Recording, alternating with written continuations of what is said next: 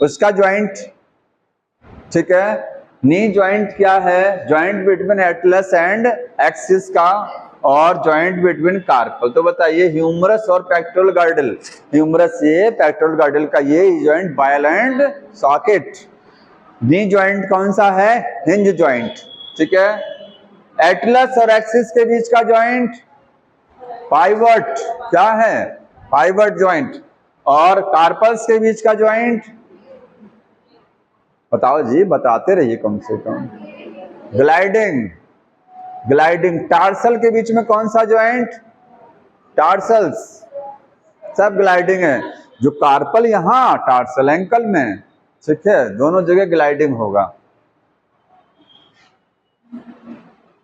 Muscle contraction का mechanism है, आपको करेक्ट स्टेटमेंट बताना है। कितने स्टेटमेंट सही हैं? इधर 3 सालों से लगभग स्टेटमेंट ज्यादा आता है ना, पिछले साल के पहले बहुत स्टेटमेंट आया था एग्जाम में ना, वहीं से स्टार्टिंग हुई है ज्यादा स्टेटमेंट आने की।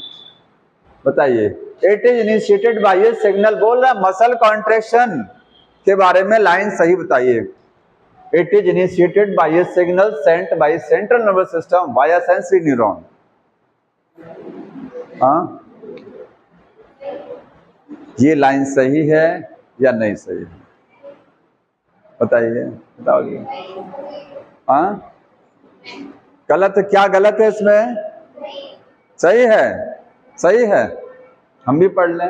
It is initiated buy signal sent by CNS via, initiated buy signal, ठीक है, सेंट बाय सीएनएस वाया, गलत है। बताइए क्या गलत है इस लाइन में? इसमें क्या रॉन्ग है?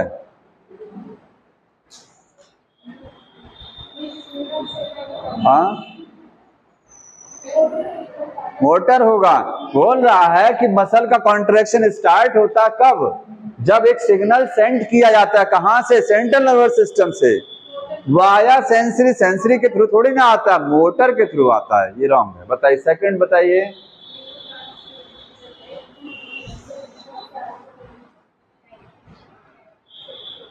एक्शन पोटेंशियल अभी आपको विशेष नहीं समझ में आएगा, जब नर्वस सिस्टम वाला टॉपिक पढ़ेंगे, न्यूरॉन्स वाला, तो वहां समझ में आएगा। ये बोल रहा है न्यूरोट्रांसमीटर कहाँ बनता है?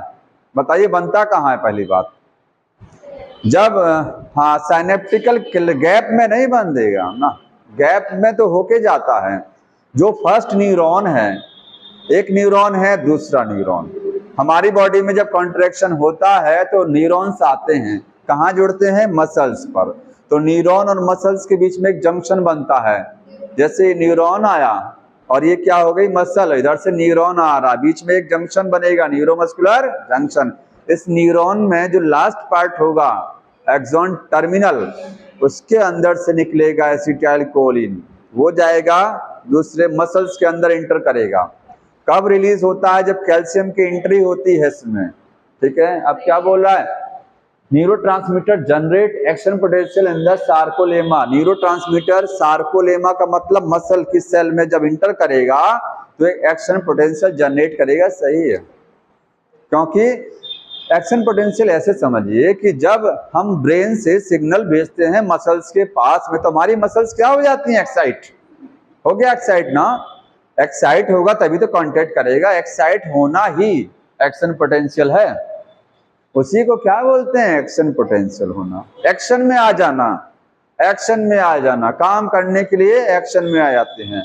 Increase calcium level leads to the binding of calcium with troponin actin filament. ये बताइए, कैल्शियम का लेवल बढ़ना, उससे क्या होगा? Binding of calcium with troponin, calcium की ट्रोपोनिन के साथ बाइंडिंग स्टार्ट हो जाएगी। सही है। Masking active site for actin is inactivated. बोल रहा है एक्टिन जो है, एक्टिन, इसकी जो एक्टिव साइट है जिस पर ट्रोपोनिन आकर के बैठा हुआ है, वो मास्क है, छुपा हुआ है। Masking of active site for actin is activated. Masking of for actin, अच्छा कह रहा है कि एक्टिन पर जो एक्टिव साइट है, किसका? मायोसिन वाला, वो मास्क रहता है और वो एक्टिवेटेड है। हाँ, वो एक्टिवेटेड होता है। एक्चुअली ये लाइन थोड़ा सा डिस्टर्ब कर रहा है, इसमें कुछ उसने अधूरा ही लिखा हुआ है, इसमें कुछ इसका कंप्लीट पूरा समझ में नहीं आ रहा। इस लाइन को पढ़ करके आगे मैं पढ़ देता हूं। Utilising the energy from ATP hydrolysis to form the cross bridge. बोल रहा है एटीपी को तोड़ करके उसकी हाइड्रोलिसिस करके क्रॉस ब्रिज बनाया जाता है, तो सही है। अब बताइए, फर्स्ट वाला सही हुआ था, रॉन्ग हुआ था, सेकंड वाला सही है, ये थर्ड सही है, तो बी सी और ई आपके पास सही है, बी सी होगा और कुछ नहीं होगा। तो आपका ये क्या है, रॉन्ग है, डी वाला। ठीक है। Masking the active site for actin is activated, मतलब कहने का होगा हमको जहां तक लगता है कि वो एक्टिवेट रहती है। एक्टिन पर जो एक्टिव साइट रहती है वो हमेशा क्या रहती है, एक्टिवेट रहती है। कोई बात नहीं है, इसको बताइए। हाँ, कार्टिलेजिनस जॉइंट, ये आपको मैच कराना है, ये तो मैच हो जाना चाहिए ना। अभी बताया था मैंने इसको। सैडल जॉइंट कहाँ होगा, सैडल जॉइंट कहाँ होगा, मेटाकार्पल कहाँ लिखा गया है, ये carpal and metacarpal of thumb, हो जाएगा ना, हो जाएगा। इसको बताइए, करेक्ट से बताना है आपको, स्केलेटल मसल से संबंधित स्टेटमेंट।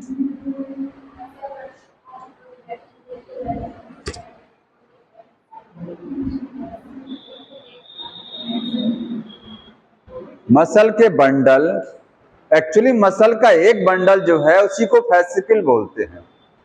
मसल के बंडल जो है, मसल सेल, उसके अंदर मसल सेल के बंडल, तो मसल सेल के बंडल को ही फैसिकल बोलते हैं। उसके ऊपर एक लेयर चढ़ी होती है, वो लेयर होती है पेरीमाइसियम, होती है ना, कनेक्टिव टिश्यू की लेयर। अब देखिए, muscle cell are held together, muscle cells आपस में, सेल की बात चल रही है, 1 2 3 मसल सेल जितनी है, collagenous connective tissue layer called fascicle, fascicle से सब जुड़ी होती हैं।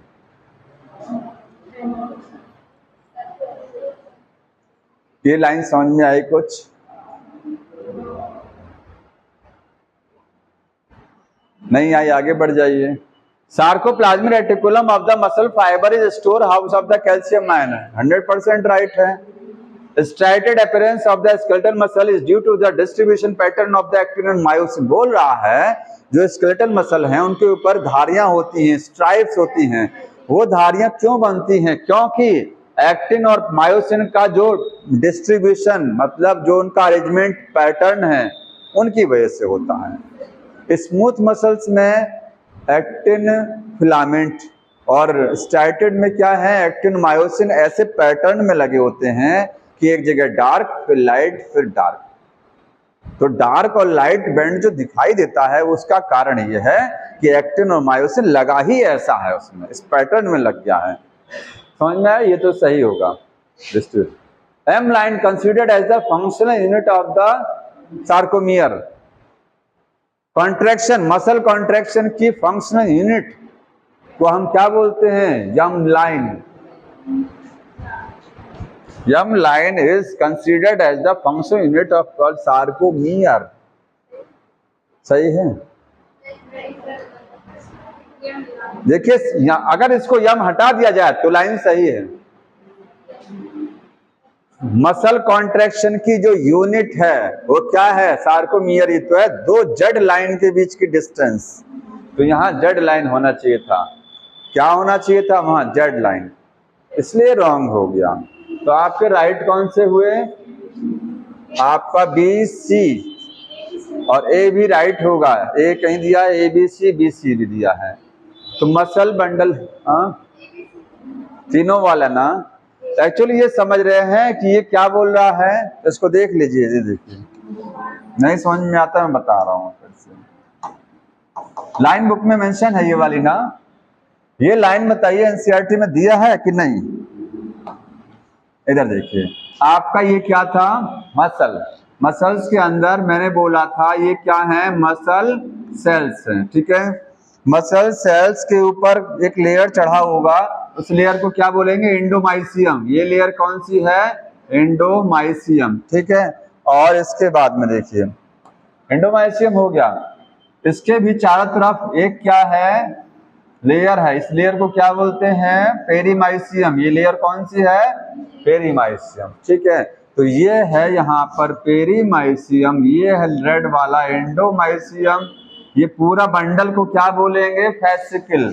4 सेल हैं, चारों के ग्रुप को क्या बोलेंगे? फैसिकल। अब देखो मसल बंडल, मसल्स के जो बंडल हैं, ध्यान से देखिएगा, सेल नहीं बोला इसने, मसल्स का बंडल। एक बंडल ये, दूसरा बंडल ये, ठीक है, और तीसरा बंडल ये। 3 बंडल बनाया मैंने।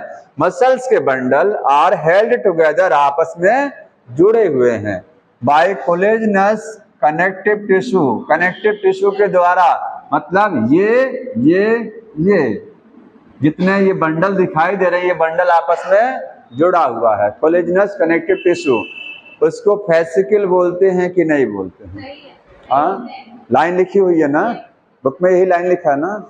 हाँ, तो सही है, फैसिकल। जो कि एक बंडल क्या है? ये फैसिकल है ये पूरा। ठीक है, तो फैसिकल से के द्वारा आपस में जुड़ा होगा।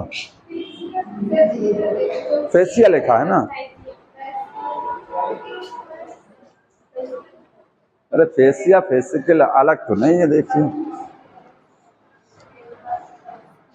Each organized skeletal muscle in our body is made up of the muscle bundle, fascicles, held together by a common tissue layer. हाँ, कोई बात नहीं, समझ लीजिए, ये चीज छूट गया था। देखिए ये आपका एक बंडल क्या है? फैसिकल है एक्चुअली। ठीक है, यहाँ बीच में ये बोल रहा है कि बीच में भी कुछ कनेक्टिव टिश्यू है। इनके बीच में क्या है?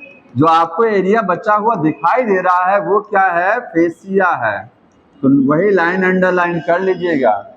सारे मसल बंडल आपस में बीच में कनेक्टिव टिश्यू के थ्रू जुड़े हुए हैं, वो क्या? फेसिया। एक्चुअली ये कोई लेयर नहीं है। 3 लेयर आपको बताया था, पेरीमाइसियम, ये वाला एपीमाइसियम, एंडो। ये कोई लेयर नहीं है, ये एक टिश्यू है जो बीच में भरा होता है। ठीक है, इस सब जगह भरा हुआ है, ग्राउंड टिश्यू कह सकते हैं इसको, और इसमें बंडल आपस में बिखरा हुआ है। तो वो अंडरलाइन कर लीजिएगा और सही लिखा उसमें। ठीक है, इसको बताइए, palm bone metacarpals, wrist bone carpals, ankle bone tarsal, digit bone phalanges. हो गया? ये हो जाएगा ना? एडजेसेंट बोन, 2 वर्टिब्री के बीच में क्या होगा? Intervertebral disc. ठीक है, which of the following present between the adjacent bone of the vertebral column? Intercalated disc। Intercalated disc जानते हैं कहाँ होती है? वो तो कार्डियक मसल में है ना। ये इंटरवर्टिब्रल डिस्क है। अब इसमें क्या लिखा है? कार्टिलेज सही होगा। देखिए कंफ्यूजन के लिए बोल दिया ना, आपको रटा होगा कि इंटरवर्टिब्रल डिस्क, तो कैलेटेड कर दिया यहाँ, जबकि कार्टिलेज है वो। इसकी जगह इंटरवर्टिब्रल लिखा होता वो भी सही होता। ठीक, एक पेज कंप्लीट हो गया, आगे पेज देखिए।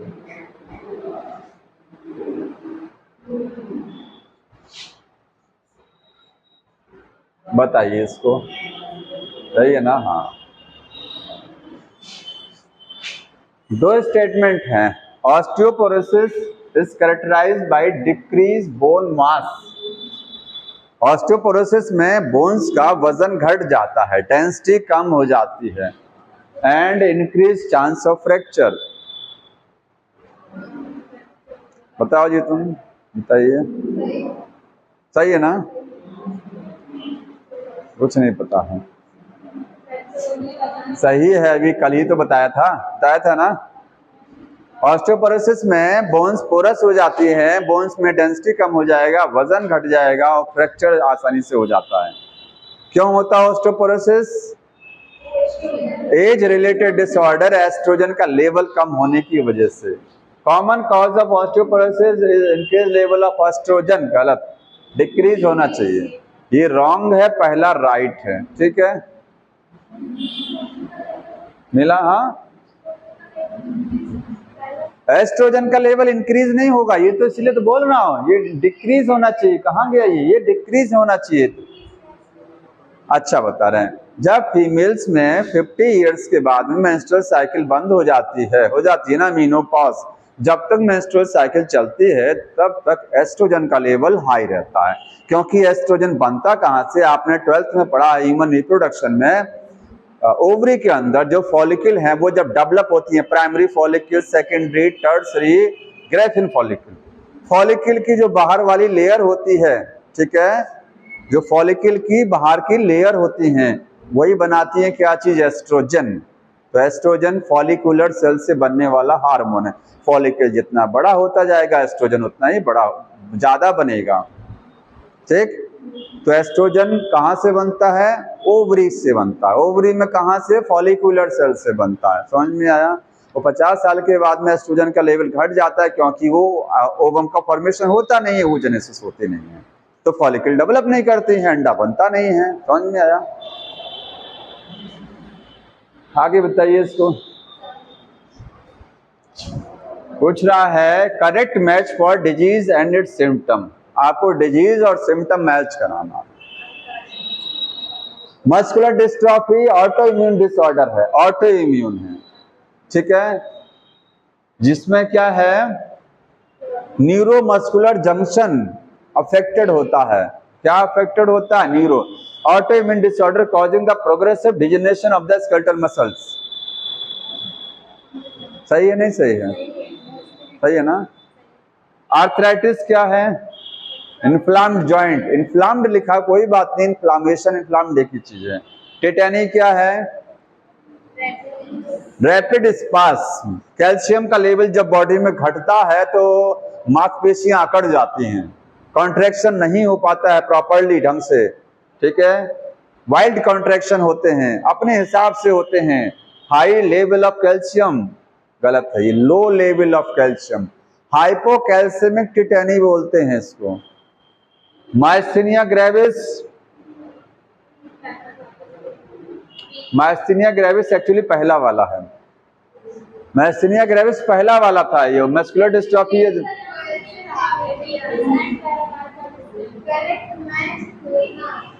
हाँ,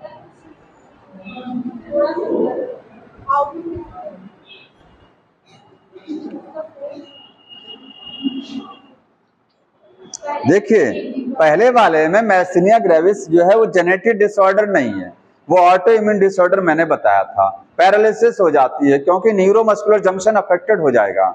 आपके ब्रेन से सिग्नल तो आएगा लेकिन सिग्नल आपके मसल्स में नहीं जा पाएगा। क्यों? क्योंकि न्यूरॉन और मसल्स के बीच में जो गैप है उस गैप को क्या बोलते हैं, न्यूरोमस्कुलर जंक्शन। वहां से एसिटाइल कोलिन, क्योंकि एसिटाइल कोलिन ही डिस्टर्ब होता है, एसिटाइल कोलिन धीरे धीरे खत्म होने लगता है, कम पड़ने लगता है। हमारी बॉडी का इम्यून सिस्टम एसिटाइल कोलिन को खत्म कर देगा। ठीक है, तो ऑटो इम्यून डिसऑर्डर एक्चुअली इसने इसको उठा करके यहाँ रखना चाहिए था और इसको उठा करके यहाँ, ये थोड़ा स्टेटमेंट गड़बड़ा दिया है। आप कैसे सही पहचानेंगे? हाँ, इसमें सही पहचानना बड़ा मुश्किल काम है। ठीक है, अब या तो आगे से देखिए, ऑटो इम्यून है तो ऑटो इम्यून एक्चुअली ये है और जेनेटिक ये है, यहीं से मैच करा दीजिए। अच्छा, ये पूछा क्या है, करेक्ट मैच। कोई बात नहीं है, आपको क्वेश्चन सही है। देखिए करेक्ट मैंने पूछा है ये वाला है तो सही दिया ना, ये वाला। ठीक है, क्वेश्चन सही है। बताइए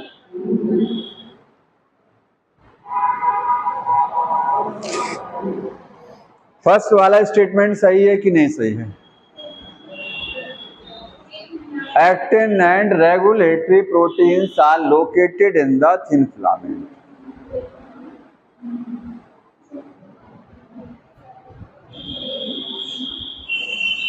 कितना नंबर आया था टेस्ट में आपकी?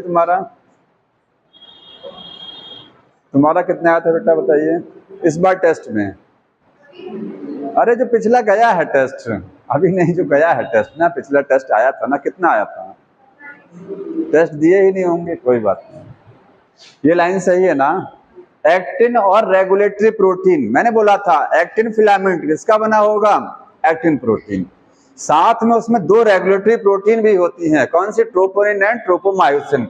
वही बोला ना, एक्टिन और उसके साथ वाली दो रेगुलेटरी प्रोटीन मिलके क्या बनाती हैं, एक्टिन फिलामेंट।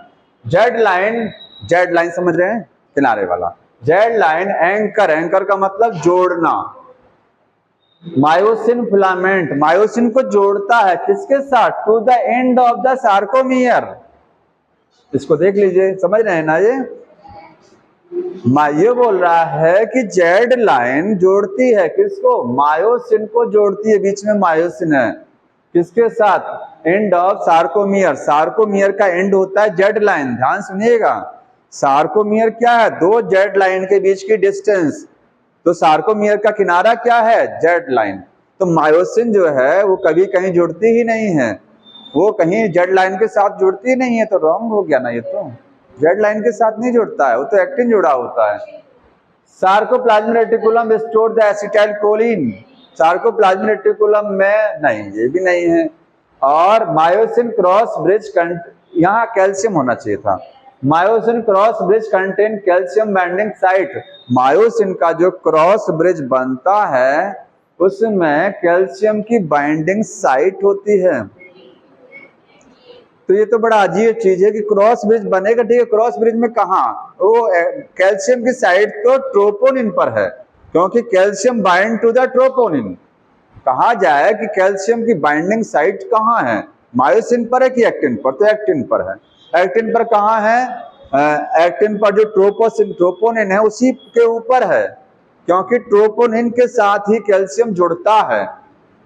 तो ट्रोपोनिन के ऊपर क्या होगा, कैल्शियम का बाइंडिंग साइट, वो जगह जहां कैल्शियम बैठेगा आकर के, ठीक है। ये रॉन्ग हो गया। अब समझ में आया करेक्ट कौन सा है इसमें से, ये पहला वाला ना, पहला वाला फर्स्ट। ये बताइए, स्लाइडिंग थ्योरी के बारे में बता रहा है, कौन सा फिलामेंट किसके ऊपर, दोनों फिलामेंट स्लाइड करते हैं कि एक करता है, कौन सा किसके ऊपर स्लाइड, कौन सा फिलामेंट किसके ऊपर स्लाइड करेगा, बताया था मैंने। ये actin filament slide over the myosin. देखिए ये मायोसिन का हेड, एक्टिन इसके ऊपर, एक्टिन ही तो स्लाइड हो रहा है, इसी को तो ढकेल रहा है ऐसे। हाँ हाँ स्लाइड होता है ना, स्लाइड होता है बस, ठीक है। Actin and myosin filament slide over each other, दोनों एक दूसरे के ऊपर स्लाइड करते नहीं, मायोसिन तो वहीं का वहीं बैठा रहता है, एक्टिन मूव करके इधर आएगा फिर इधर जाएगा, वही तो स्लाइडिंग हो रही है। Length of A band does not change, सही है। ए बैंड की देखिए लेंथ तो, हाँ ए बैंड की लेंथ में कोई बदलाव नहीं, आई बैंड की लेंथ चेंज हो सकती है, ये सही है। I band increase in the length कब, जब स्लाइडिंग होगी तब, तो डिक्रीज होना चाहिए। Actin filament slide away from A band, बोल रहा है ए बैंड जो है, ए बैंड जानना क्या है, जहां ये मायोसिन की रॉड जो है। अब बोल रहा है कि जब कॉन्ट्रैक्शन होता है तो एक्टिन के फिलामेंट स्लाइड करते हैं अवे, दूर। बताइए ये एक्टिन है, नीचे भी एक्टिन, ये एक्टिन मायोसिन से दूर जाएगा कि मायोसिन की तरफ जाएगा जब स्लाइडिंग होगी, इधर का एक्टिन इधर जाएगा, इधर का एक्टिन इधर, तो मायोसिन की तरफ जा रहे हैं ना, इससे दूर नहीं भाग रहे हैं। अगर पीछे जाते तो आप कहते हैं मायोसिन से दूर भाग रहे हैं, ये तो मायोसिन की तरफ जा रहे हैं ना, समझ में आ रहा है। तो ये रॉन्ग हो गया, ये राइट है सेकंड वाला, ठीक है। ये बताइए, gout is a type of the disorder which leads to, gout एक टाइप का क्या है, डिसऑर्डर है। यूरिक एसिड का क्रिस्टल डिपॉजिट होने लगता है और आपके जॉइंट्स स्टिफ हो जाते हैं, हार्ड हो जाते हैं, मूवमेंट कम हो जाता है। कहाँ लिखा है, हाँ पहला, इन्फ्लामेशन का मतलब सूजन आ जाना, स्वेलिंग हो जाना, ठीक। इसको बताइए,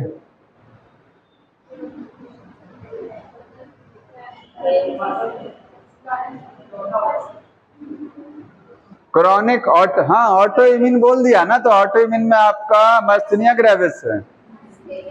ऑटो इम्यून याद रखिए वो तो जेनेटिक है, एमेसिनिया ग्रेविस है, ठीक है। इसीलिए कहते हैं बुक पढ़िए, उसमें सब लिखा है लाइन टू लाइन, उसमें सेम टू सेम लाइन आती है। आप देख रहे हैं कई साल, आप जैसे ज्यादा आपको तिकड़म करने की जरूरत ही नहीं है। आपके पास बुक है, उसी बुक को 10 बार 20 बार 25 बार पढ़िए बस, केवल, ठीक। लेकिन एक सिस्टम से पढ़िए तो आप कोई समस्या नहीं होगी। वैसे भी सिलेबस कहाँ तक पहुंचे, लगभग आधा होने को आ गया है आपका। एक चैप्टर और एक चैप्टर, 2 चैप्टर इधर बाकी है और एक चैप्टर प्लांट ग्रोथ डेवलपमेंट छूटा है, बायोमोलिक्यूल भी छूटा हुआ है, ठीक है।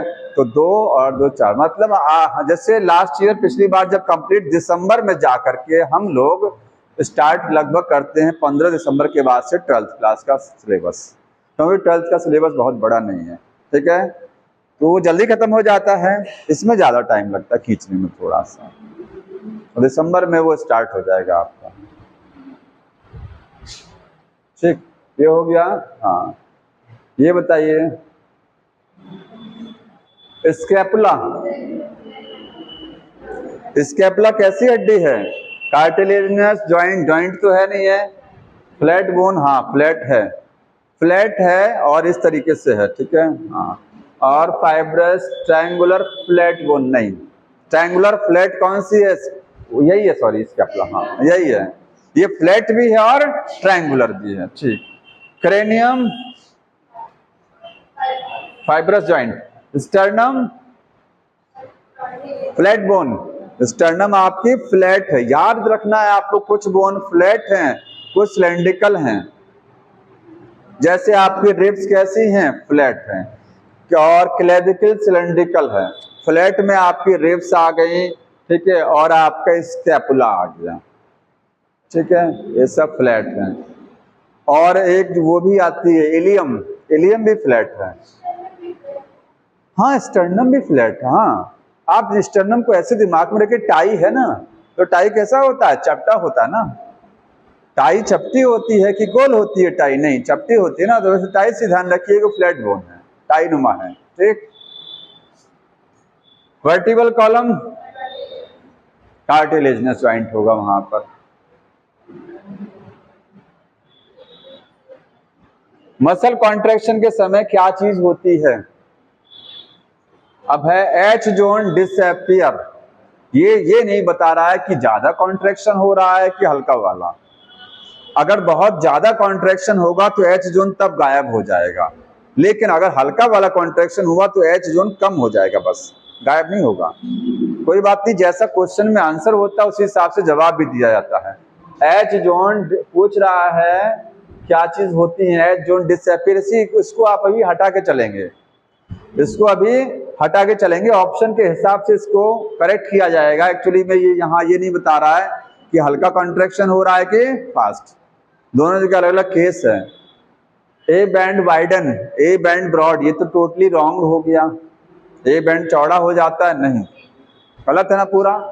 आई बैंड रिड्यूस, ये सही है। आई बैंड कम होगा और खत्म भी हो जाता है, इतना भी कम हो जाएगा कि फिनिश भी हो सकता है, ठीक है, ये सही भी है, ये दोनों सही हो रहे हैं। मायोसिन हाइड्रोलाइज एटीपी, मायोसिन क्या करता है? एटीपी को तोड़ता है, तोड़ता है कि नहीं तोड़ता, बताइए। मायोसिन पर actin binding site, ATP binding site और एंजाइम की तरीके से भी काम करता है। एटीपीज एंजाइम की तरह काम करता है, तो जाहिर सी बात है कोई एटीपी को तोड़ेगा भी। और release the ADP and phosphate है, पीआई माने फॉस्फेट, सही है। Z line attach to the actin and pull inward, inward अगर यहाँ आउटवर्ड होता तो गलत हो जाता है, ये रॉन्ग हो जाता है। ये सही, ये सही, 100% सही वाला देखिए, ये और ये रॉन्ग हो गया आपका। ये तो बी छोड़ करके लगभग सब सही हैं, बस मिल गया आंसर।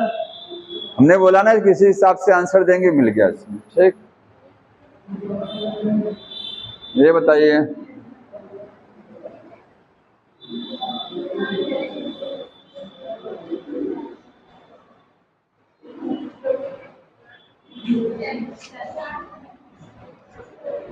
क्या लिखा हुआ है? Floating ribs, floating located between the second and 7th ribs, ये तो स्कैपुला है। सेकंड और सेवेंथ रिब्स के बीच में स्कैपुला होता है। हेड ऑफ ह्यूमरस किससे मैच करेगा? ह्यूमरस का हेड ग्लिनॉइड कैविटी में सेट हो जाएगा जाकर के। क्लेविकल किससे मैच करेगी?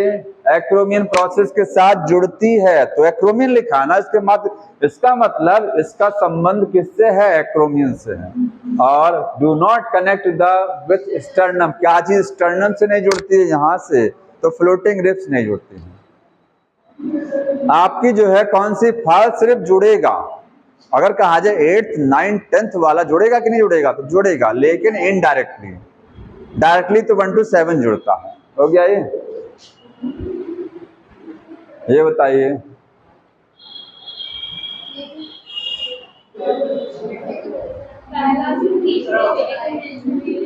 तीसरा, यहां से तीसरा ये वाला, अच्छा पहले का गाउट में, हाँ ठीक है। दूसरे का डिक्रीज लेवल ऑफ एस्ट्रोजन, समझ में आ रहा है? एस्ट्रोजन कम होगा तो ऑस्टियोपोरोसिस। टिटेनी, हाँ। मस्कुलर डिस्ट्रॉफी,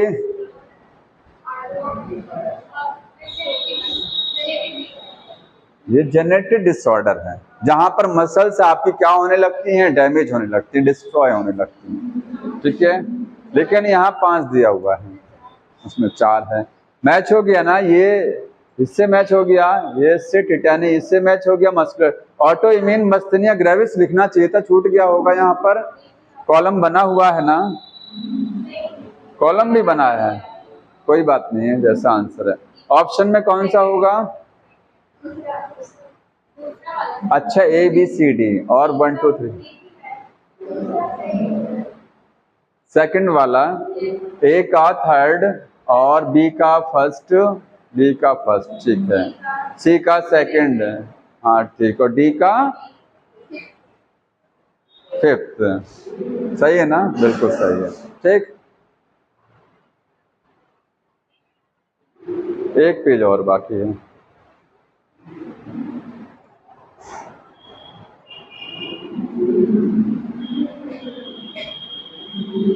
ये बताइए,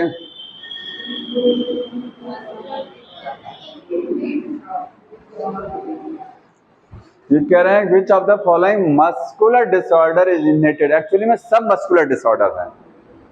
बोटुलिज्म एक बीमारी है, क्लोस्ट्रीडियम बोटुलिनम बैक्टीरिया से होती है। टिटेनी, इसमें भी मसल्स क्या हो जाती हैं?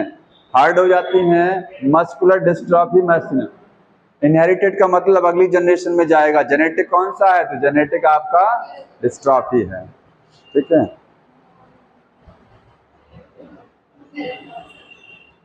ये बताइए,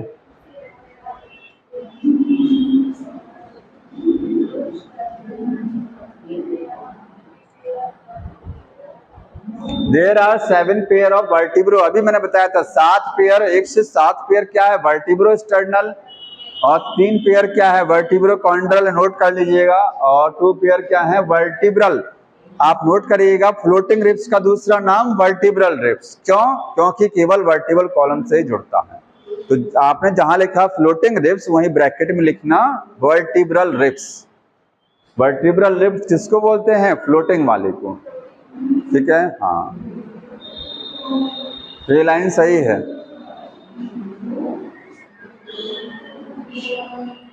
eighth 9th 10th ribs articulate directly with the sternum, wrong हो गया, indirectly. 11th and 12th connected to the sternum with the help of the hyaline cartilage. यहाँ कार्टिलेज कौन सी लगी हुई है? हाइलाइन। लेकिन ये बोल रहा है 11th और 12th, 11th 12th नहीं जुड़ता है ना, ये रॉन्ग हो गया। Each rib is flat, ribs कैसी होती हैं? फ्लैट होती हैं। And all the ribs are connected dorsally to the thoracic vertebrae. सारी रिब्स, सारी पीछे की साइड में किससे जुड़ती हैं? थोरेसिक वर्टिब्रे, सही है ना? अरे थोरेसिक वर्टिब्रे रीढ़ की हड्डियों का एक हिस्सा है ना, उसी से। और वेंट्रली बाय द स्टर्नम, और स्टर्नम से आगे जुड़ेंगी, सही। लिखा है, ये तो रॉन्ग हो गया। पीछे की साइड में सब जुड़ेगा, लेकिन आगे की साइड में ऑल नहीं होता है, ठीक है। आप आगे की साइड में बोलेंगे 1 to 10th, 1 से लेकर के 10 तक केवल, 11 12 छोड़ करके।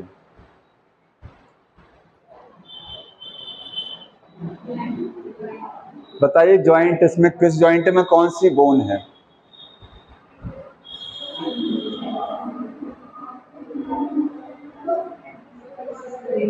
तुम किस क्लास में बेटा? 11th के 12th? अभी तो ये तो समझ में आ रहा होगा ना। तो 12th में गायब हो जाएंगे यहाँ से, 12th वाला जब सिलेबस चलेगा नहीं गायब होना है। वो गायब भी हो जाएंगे, कुछ बच्चे आ जाएंगे जो 12th जिनके पास बोर्ड वाला सिस्टम, वो भाग जाएंगे सब क्लास में। तो बताइए ग्लाइडिंग जॉइंट आपके पास कहाँ है? कार्पल। और हिंज जॉइंट आपको ह्यूमरस नहीं, कहाँ गया? Carpal and metacarpal of thumb नहीं है। बिटवीन द कार्पल्स, कार्पल के बीच में ग्लाइडिंग हो गया। ह्यूमरस एंड अल्ना, हाँ ये ह्यूमरस और अल्ना, ठीक है। मतलब आपकी रेडियस अल्ना में सेट होती है, रेडियस इससे नहीं जुड़ता। रेडियस किसके साथ सेट है? अल्ना के साथ, अल्ना जुड़ी हुई है इसमें। हो गया सर, है ना? आप बताइए ऑटो इम्यून डिसऑर्डर।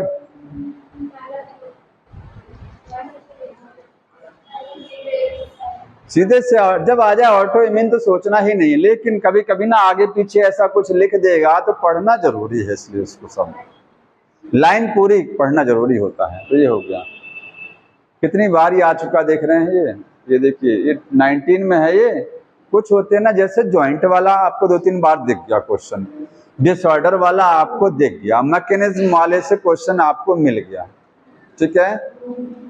बोन वाले से थोड़ा सा कम क्वेश्चन मिला है, बोन्स वाले से। बाकी 2-3 टॉपिक ऐसे हैं जिससे आपको ज्यादा मिला है। तो ये यहाँ तक फिनिश हो गया है। और करा दें क्वेश्चन कोई इसमें? हाँ, यहाँ से खोलें, बताइए कौन सा, क्या करें? अच्छा, उसी में टॉपिक वाइज भी है।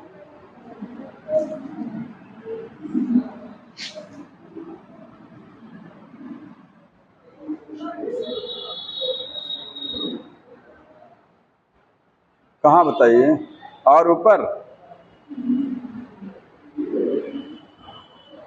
ये यहाँ पर क्या, आने दीजिए इसको, आने दीजिए।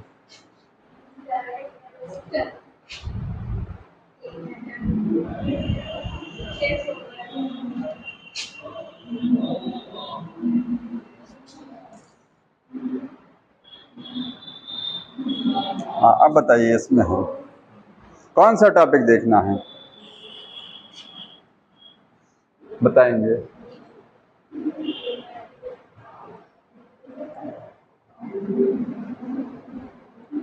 जो टॉपिक सबसे कठिन लगता हो उसी को बता दीजिए कि उसी में से।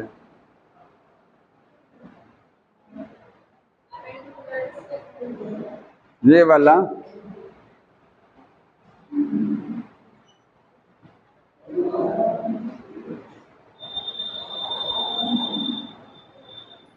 ये तो हो गया था ना। इस क्वेश्चन को देखिए, ये तो आपको कर लेंगे, ये कॉक्सल, ये तो हो गया है, ठीक।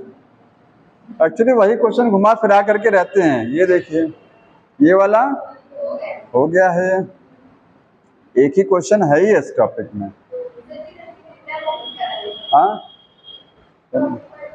और बताइए तब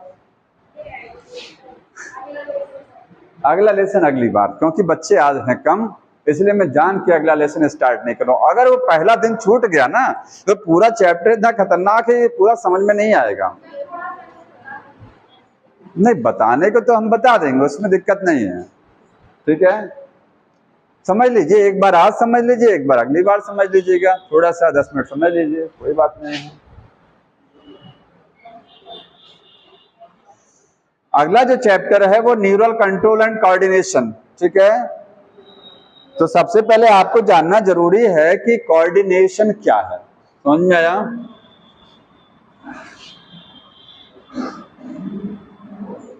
कोऑर्डिनेशन,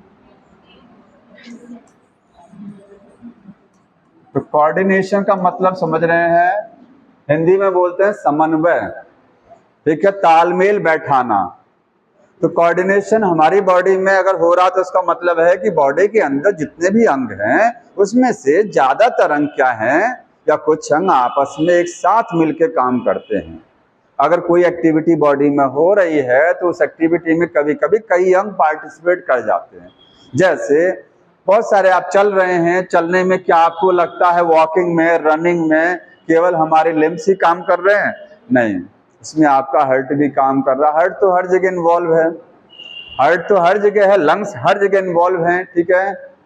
हाँ, तो और जैसे बुक ने जो एग्जाम्पल लिखा है कि फिजिकल एक्सरसाइज अगर आप कर रहे हैं, फिजिकल उसने जो एग्जाम्पल लिखा है, कोऑर्डिनेशन समझाया है कि फिजिकल एक्सरसाइज आप कर रहे हैं तो उसमें आपके बॉडी के कई ऑर्गन एक साथ पार्टिसिपेट करेंगे। कैसे?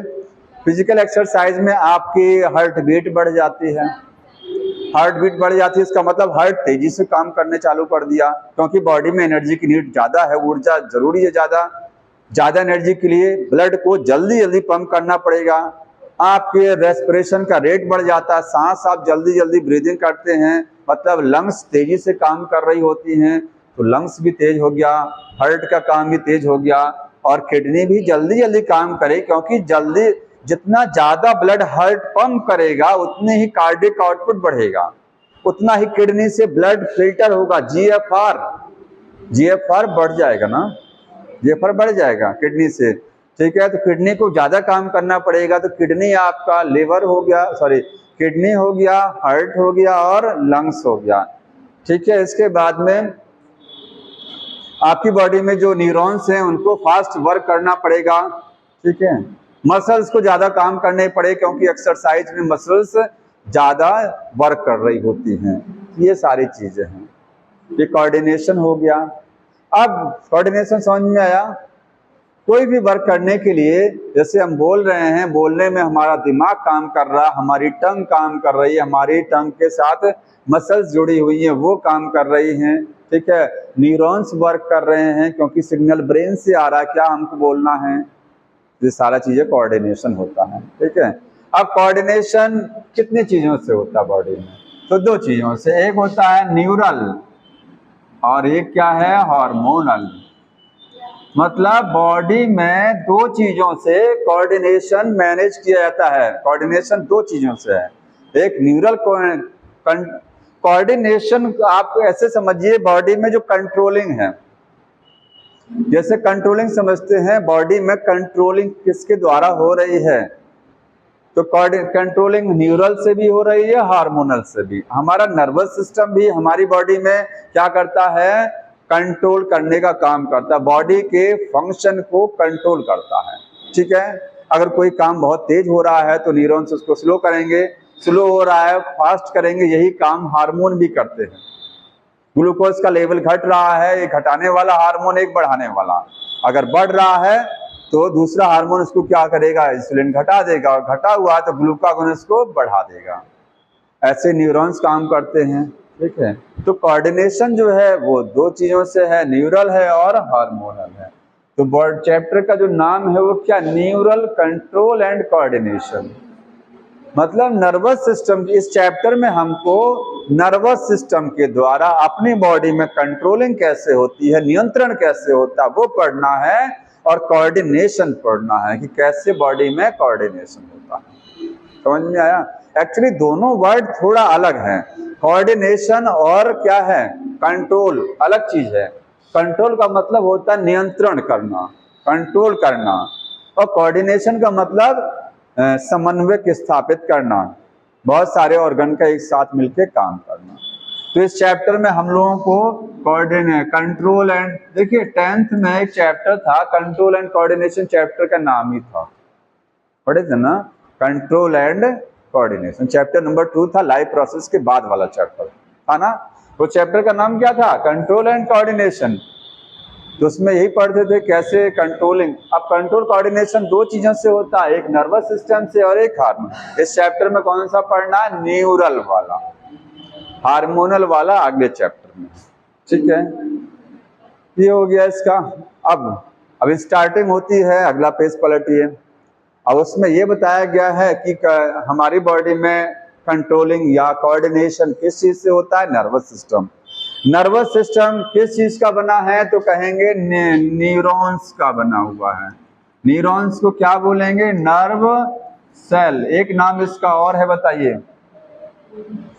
मसल को हम लोग muscle cell, sorry muscle cell का दूसरा नाम मसल फाइबर, न्यूरॉन्स का दूसरा नाम नर्व सेल, एक नाम और है नर्व फाइबर्स। क्या बोलते हैं? क्योंकि ये सेल भी कैसी हैं? लंबी सेल हैं। नर्व फाइबर कैसी सेल हैं? लंबी लंबी सेल से इलोंगेटेड है, फाइबर लाइक हैं, इसलिए इनको हम नर्व फाइबर बोलते हैं, जैसे मसल फाइबर था। ठीक, तो हम जो नर्वस सिस्टम में अगर कहा जाए नर्वस सिस्टम के अंदर क्या क्या चीजें होती हैं तो आप क्या बताएंगे? क्या क्या होता है नर्वस सिस्टम में? कहीं पर भी नर्वस सिस्टम होता है।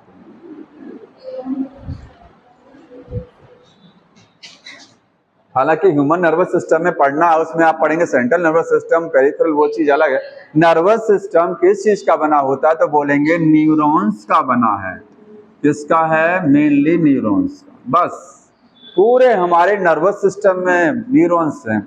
अब चाहे उसको आप ब्रेन मानिए, चाहे स्पाइनल कॉर्ड मानिए, चाहे नर्व मानिए, आपकी बॉडी में तीन ही चीज तो होता है। एक आपकी बॉडी में इस खोपड़ी के अंदर छोटा सा दिमाग, ठीक है ब्रेन है। ब्रेन किस चीज का बना हुआ है?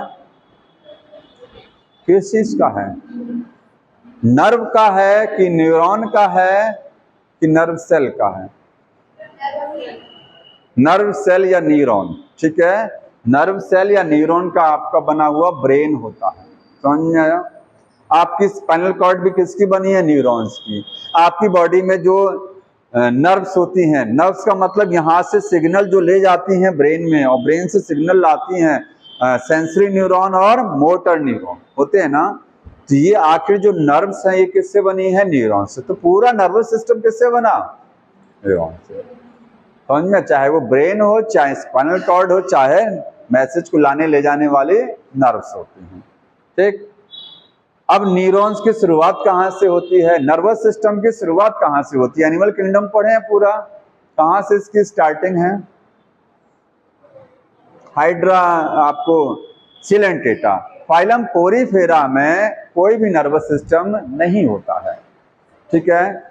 आप ऐसे भी कहेंगे कि पोरीफेरा में tissue level of body organisation होता ही नहीं है। पोरीफेरा में कौन सा ऑर्गेनाइजेशन बॉडी का है? सेल।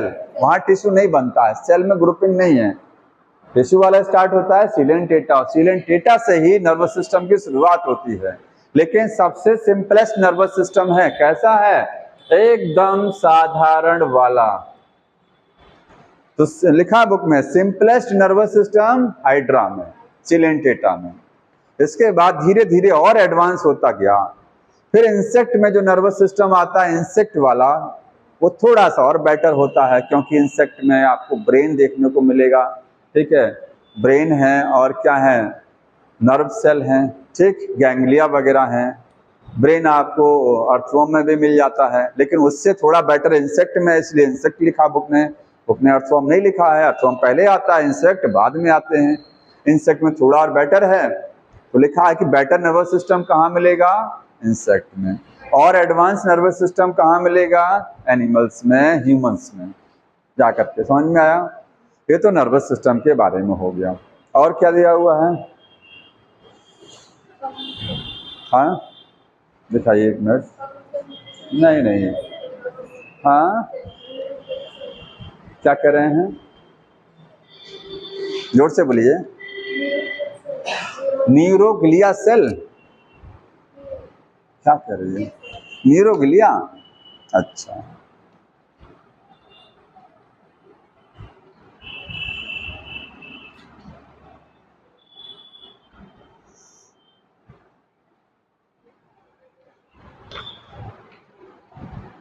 एक्चुअली न्यूरो जो आपके में पढ़े होंगे, एक एपेंडाइमल सेल होती है, एपेंडाइमल सेल, ठीक है। जैसे हमारे नर्वस सिस्टम का 50% से भी ज्यादा पार्ट ऐसा होता है जो क्या है? नॉन एक्साइटेबल है। नॉन एक्साइटेबल समझ रहे हैं? वो मैसेज नहीं ले जाता है, 50% से भी ज्यादा न्यूरॉन्स आपकी बॉडी में ऐसे होते हैं जो सिग्नल नहीं ले जाते हैं, नॉन एक्साइटेबल है, एक्साइट नहीं हो सकते। फिर क्या काम होता है उनका? और काम करते हैं। और काम क्या है? जैसे आपने पढ़ा होगा माइलिन शीथ, पढ़िए ना, माइलिन शीथ का formation ependymal cell. Ependymal cell क्या एक सेल है? ओलिगोडेंड्राइट एक सेल का नाम है। हाँ, ओलिगोडेंड्राइट है, एपेंडाइमल सेल है जो सीएसएफ बनाती है। ये क्या करती है? सीएसएफ। ओलिगोडेंड्राइट क्या करती है? वो माइलिन शीथ बनाती है, ठीक है, माइलिन शीथ। दरअसल में देखिए स्वान और दोनों हैं, स्वान भी है और ओलिगोडेंड्राइट भी है, दोनों हैं, ठीक है। स्वान सेल्स भी बनाएंगे क्या चीज? माइलिन शीथ, और ओलिगोडेंड्राइट भी क्या है? माइलिन शीथ, दोनों है इसमें, समझ में आया? और ये क्या है? एपेंडाइमल सेल सीएसएफ बनाती है। तो ये नॉन एक्साइटेबल न्यूरॉन है, मतलब ऐसे न्यूरॉन जो सिग्नल को नहीं लाते ले जाते हैं। अब आपने पूछा था न्यूरोग्लिया, तो न्यूरोग्लिया भी इसी में एक सेल होती है। हाँ, वो भी एक सेल है आपके नर्वस सिस्टम की जो कि सिग्नल नहीं ले जाती है, ठीक है। और एक चीज और होगा, क्या बोलते हैं उसको? गैंग्लिया। बताइए, गैंग्लिया किसी को पता है?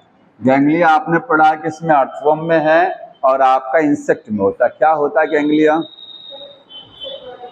हाँ, कलेक्शन ऑफ सेल बॉडी, जिससे जितने भी न्यूरॉन्स होते हैं, न्यूरॉन्स का बंच, कहीं कहीं पर हमारी बॉडी में न्यूरॉन्स एक साथ गुच्छा बना देते हैं, ठीक है, बंच बना देते हैं, उसी को क्या बोलते हैं? गैंग्लिया।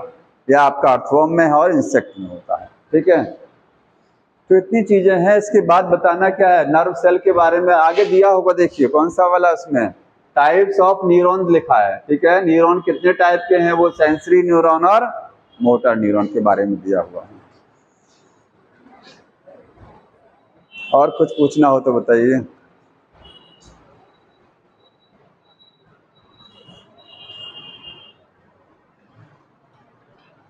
नर्वस सिस्टम को कितने पार्ट में डिवाइड किया गया है? 2 पार्ट, सेंट्रल नर्वस सिस्टम और पेरिफेरल। सीएनएस हो गया और कौन सा हो गया? पीएनएस। सेंट्रल नर्वस सिस्टम के ब्रेन हो गया और स्पाइनल कॉर्ड, ठीक है, स्पाइनल कॉर्ड।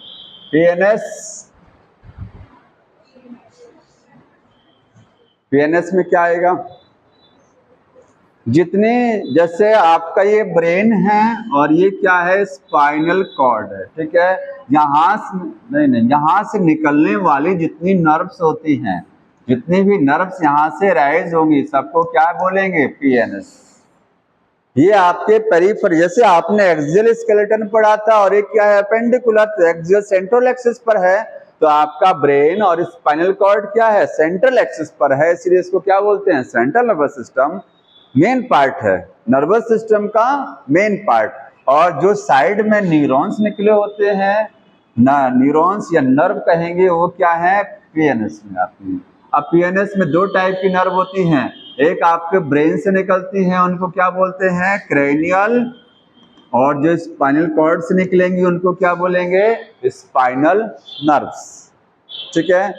और एक टाइप से पीएनएस को और डिवाइड किया जाता है, एक टाइप इसका है वॉलेंट्री, मतलब ये नर्व्स वॉलेंट्री काम करा रही हैं, वॉलेंट्री के इनवॉलेंट्री। किस टाइप्स की नर्व है? ठीक है, वॉलेंट्री है तो किसके? वॉलेंट्री का मतलब स्केलेटन सिस्टम के साथ जुड़ा होगा। कहाँ जुड़ा होगा? Skeleton system. और इनवॉलेंट्री जो न्यूरॉन्स होते हैं, ये हमारे बॉडी की जो इंटरनल ऑर्गन है, विसरल ऑर्गन, उनके साथ जुड़ी होती हैं। आप हार्ट भी कह सकते हैं, ठीक है, ये इंटरनल ऑर्गन के साथ।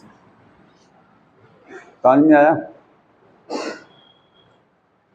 तब बताइए, इसके बाद अगली बार बताया जाएगा। और कुछ पूछना हो तो बताइए।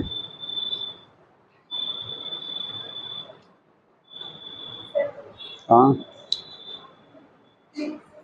हाँ, कौन सी सेल दिखाइए? एक मिनट, पेज नंबर बताइए कौन सा है? 231। हाँ, इसमें कौन सी सेल है?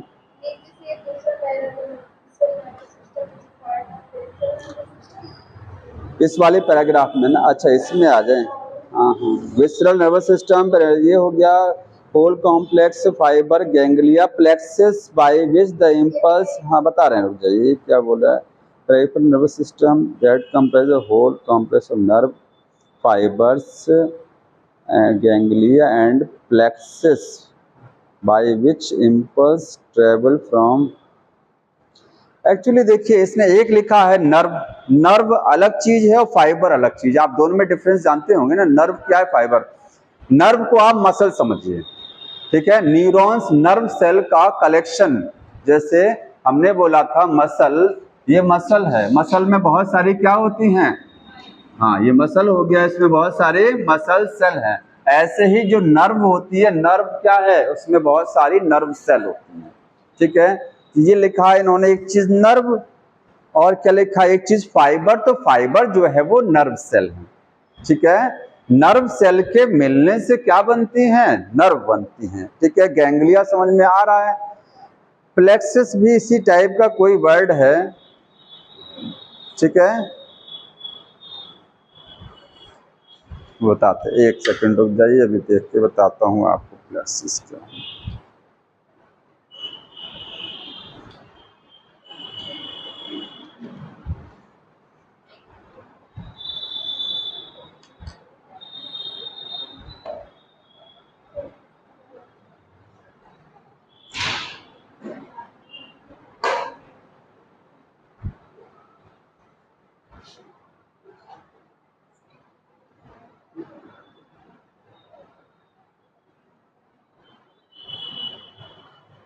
ये बोल रहा है नर्व का जो ब्रांचिंग नेटवर्क है, ठीक है, हाँ, जो हमारी नर्व्स होती हैं, नर्व्स, ठीक है, ये नर्व्स है, इनका जो ब्रांचिंग नेटवर्क है, इस तरीके से नर्व हैं, वो हर साइड में क्या है, ब्रांच हो गई हैं, उसी को बोलते हैं प्लेक्सस, ठीक है।